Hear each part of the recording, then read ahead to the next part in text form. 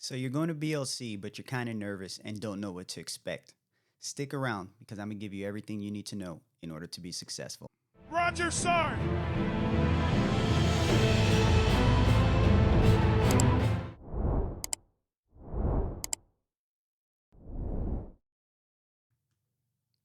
So welcome back to the Roger Sarnt channel where we discuss all things Army.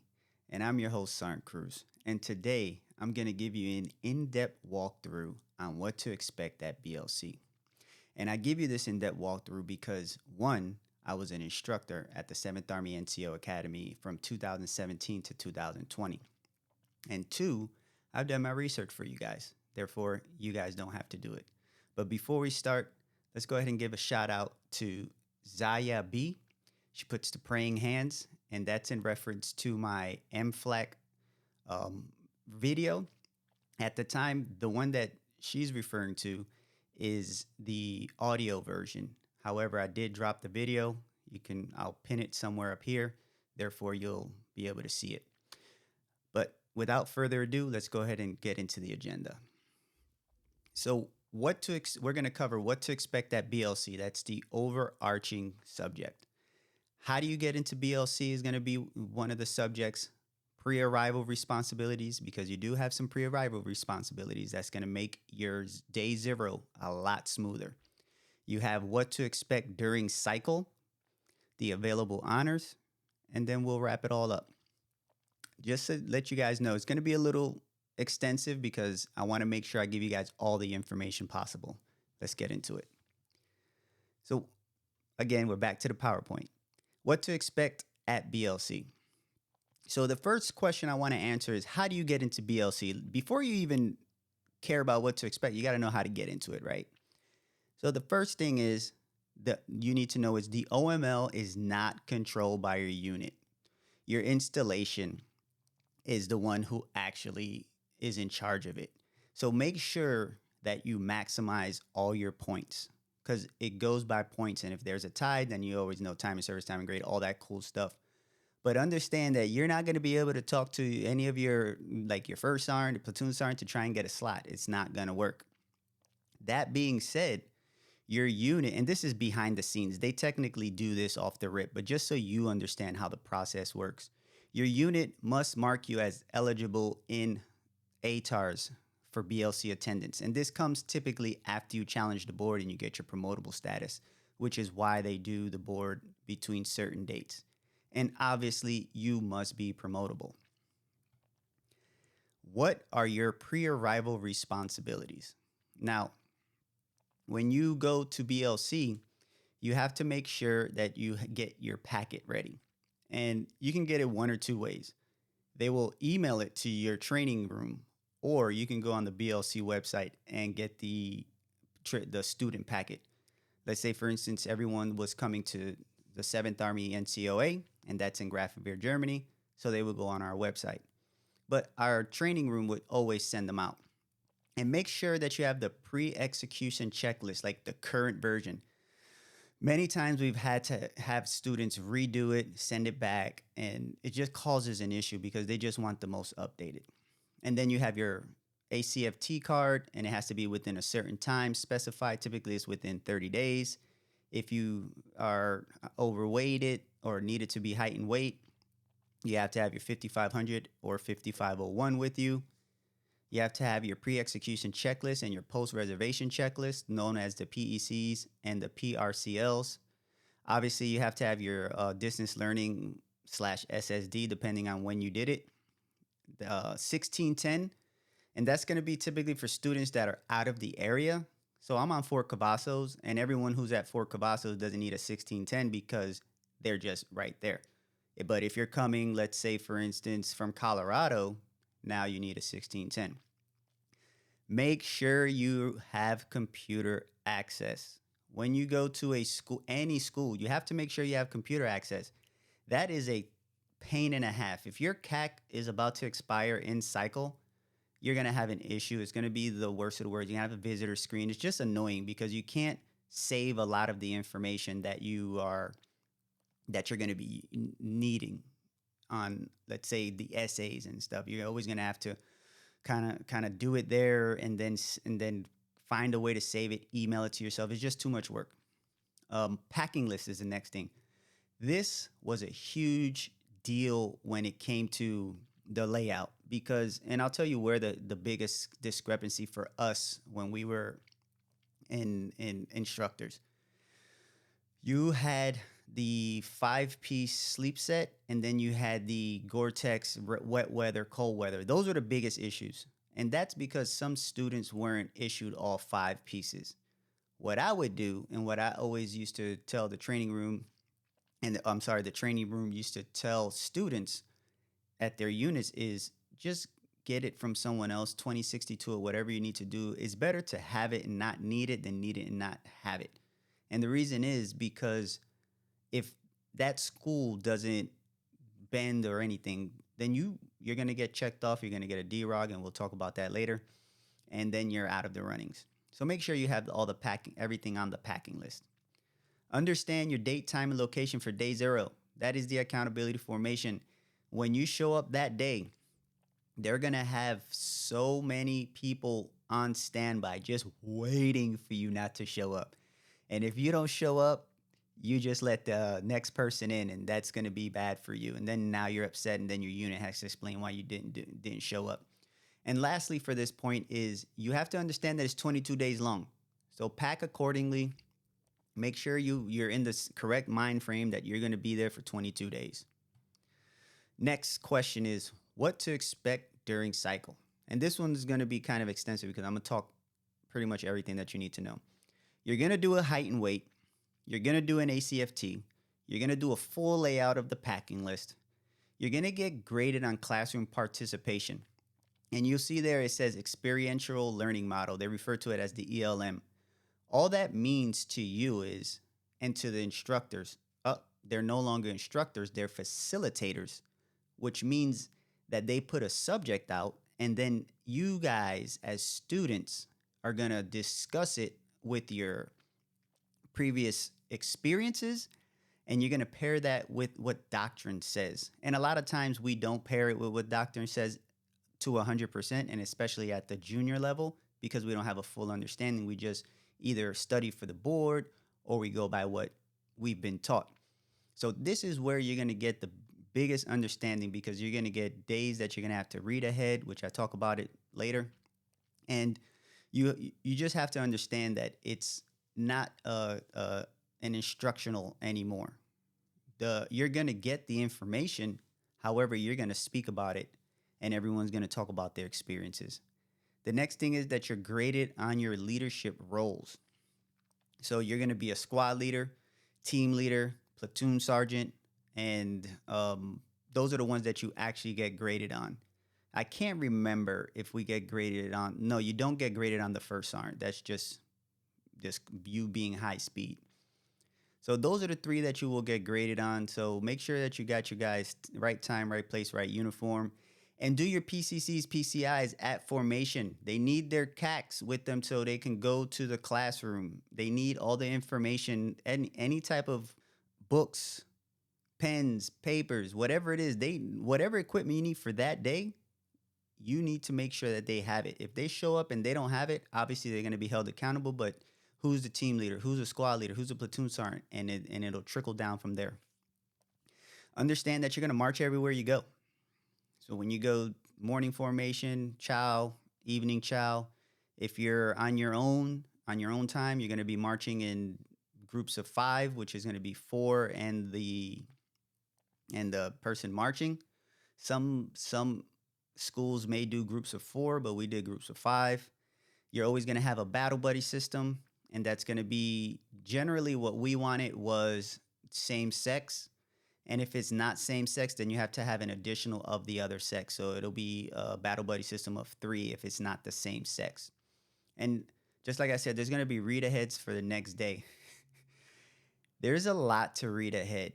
What I would suggest you do is pick a certain areas of what you want to talk about and bring it up in class, because you're getting graded for being in class, for classroom participation.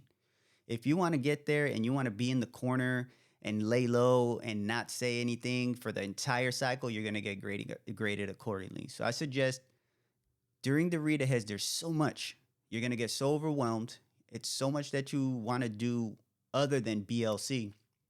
And it's going to be, you have to manage your time. So I would suggest out of each read ahead, pick some subject in that regulation and talk about it the next day.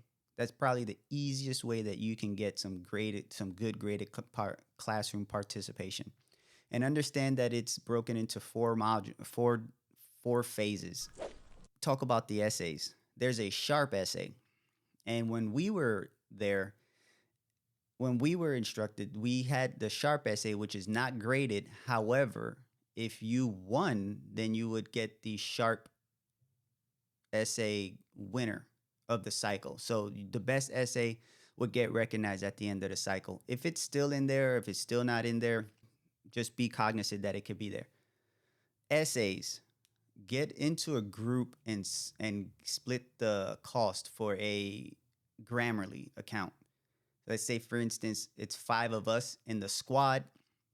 I want to make sure that we all have the best essays. So what I'm going to do is I'm going to create a Grammarly account. I'm going to get the premium account, and then we'll divide it. If it's $20 and it's 5 of us, then $4 each, and then we'll all share the password. And this is going to make sure that your punctuation, all your grammar is up to par. We're not talking about plagiarism. Do not plagiarize. We had a system in which it shows the amount of plagiarism, and there's a certain amount of percentage, I won't disclose, that if you go over it, then it's considered a plagiarized paper. Don't put yourself in that position. If you're going to take someone's information, make sure you cite them at the end, and just do that sparingly. But the point is, get a Grammarly account for your punctuation. That's one less thing you got to worry about. There's 2 essays. The informative essay, which is all facts and no opinions. You're literally going to state straight facts about whatever subject. And all these subjects are already there. You guys just pick which subject it is that you're going to do. And then there's a compare contrast. Let's say we're talking about Apple. We're going to talk about Apple, the good, the bad, or I'm sorry, we're talking about Apple and Dell. We're going to talk about what they have similar, what they have difference, and then we'll do an overall conclusion of it. Drill and ceremony. I just dropped the video. I just recorded a video, so it'll be available so you guys can watch it. I'll link it somewhere around here. Drill ceremony, practice in the same place that you're going to test. And when you practice, make sure you practice in an area in which you have enough space to do all the required things for that assessment. I think there's 5 total parts. Marching the squad is probably going to be the one that you're going to use the most space. And in that video, I also tell you the best way to march the squad, to just have it one time go. Then the next thing is going to be PRT. Now it's the same as DNC. Practice in the same testing area.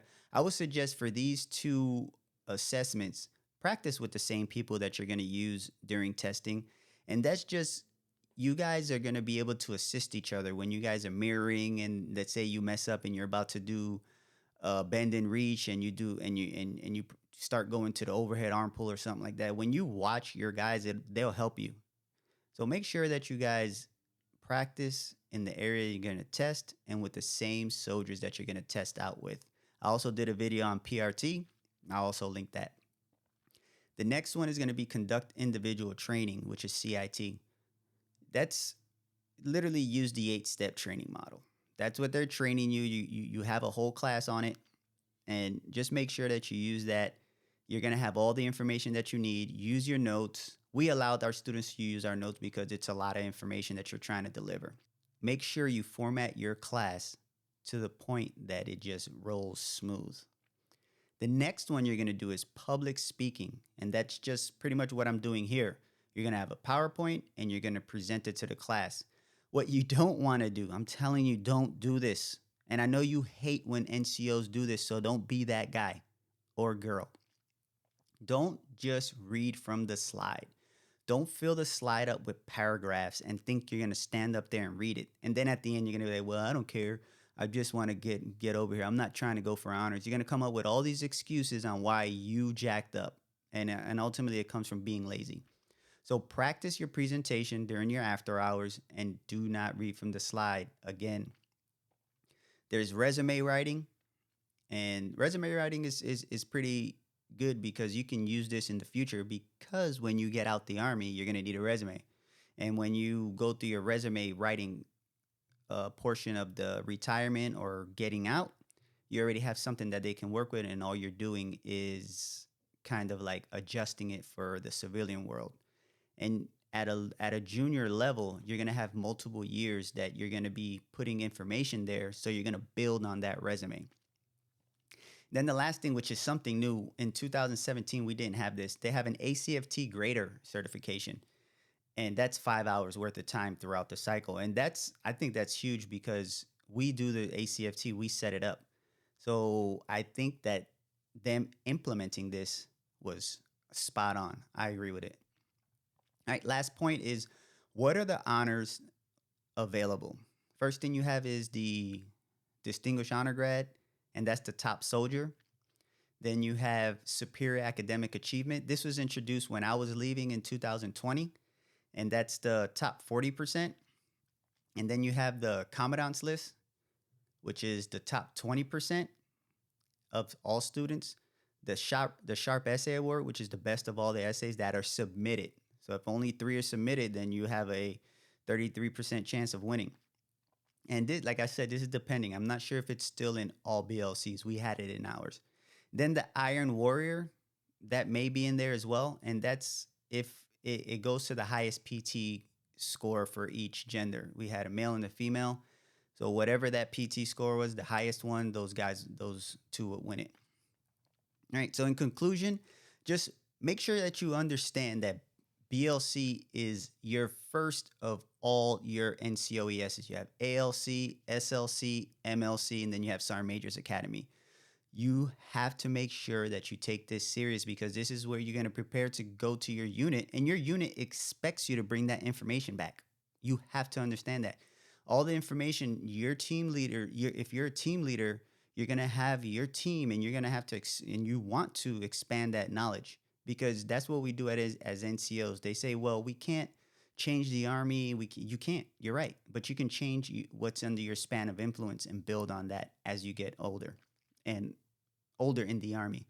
And make sure that you use your time wisely, guys, because at the end of the day, you want to have fun at BLC and you want to learn, but you don't want to make it to the point that it's exacerbating, that you're just drained.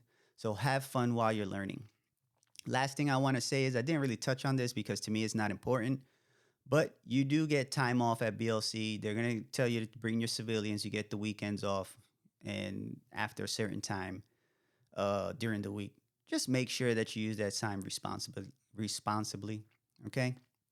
So that's all for today. If you found this information useful at all, please like, comment, subscribe, share, turn on the notification bell.